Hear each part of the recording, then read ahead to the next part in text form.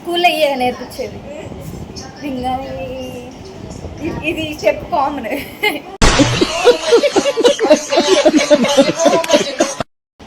ఇది ఇంకేం నేర్పిస్తారు మళ్ళీ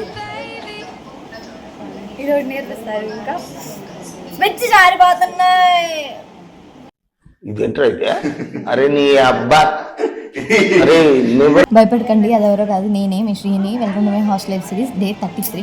అసలు మా హాస్టల్లో మూడ్ స్వింగ్స్ అనేవి ఎలా ఉంటాయో నేను మీకు చూపిస్తాను. అది నేనే, భయపడకండి. నేనంతే, నేను పెద్ద సైకో గాని మా ఇంట్లో సర్టిఫై చేస్తే సైకో సినిమాలు చూసుకుంటా బతుకుతున్నా.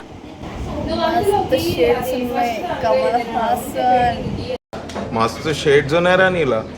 అబ్బో కమల్ హాసన్